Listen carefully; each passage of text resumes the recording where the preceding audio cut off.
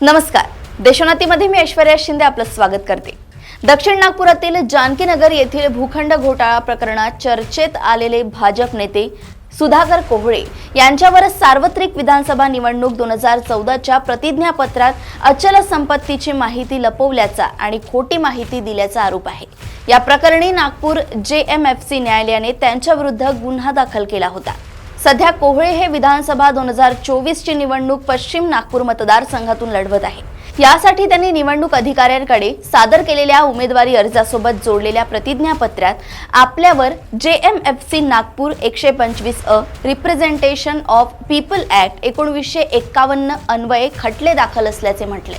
प्रतिज्ञापत्रात न्यायालयाच्या नावासह खटला क्रमांक 154 2018 व 2249 2017 असा उल्लेखही केलाय। या प्रकरणी ते अपिलात गेले आहे। हे विशेष। या संदर्भात सामाजिक कार्यकर्ते मोरेश्वर घाडगे यांनी कोहळे यांच्या विरुद्ध निवडणूक आयोगाकडे तक्रार केली होती। या विरुद्ध ते JMFC न्यायालयात गेले होते। घाडगे यांच्या तक्रारीनुसार सार्वत्रिक निवडणूक विधानसभा 2014 मध्ये सुधाकर कोहळे यांनी हेतू परस्पर या फसवणुकीच्या उद्देशाने प्रतिज्ञापत्रात खोटी माहिती दिल्याचा आरोप आहे। कोहळे यांनी कलम नंबर 7च्या रकान्यात अदासा येथील अंदाजे 5 एकराची शेती वडिलोपार्जित दाखवली होती। ती संपत्ती वडिलोपार्जित नसून ती संपत्ती त्यांनी आईकडून बाजार मूल्यांपैकी अधिक रक्कम देऊन खरेदी केली होती।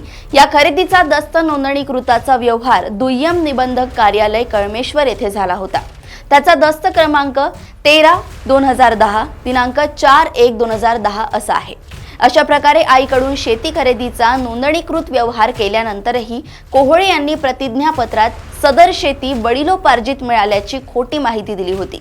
एवढेच नव्हे तर विधानसभा 2014च्या प्रतिज्ञापत्राच्या पुढच्या रकान्यात चिखली खुर्द खसरा क्रमांक 12/2 मध्ये 3000 स्क्वेअर एकूण क्षेत्रफळाच्या भूखंडाचा त्यांनी उल्लेख केला होता, जेव्हा की हा भूखंड 2200 स्क्वेअर फुटाचा असल्याचा विक्रीच्या सौद्याच्या करारनाम्यात उल्लेख आहे।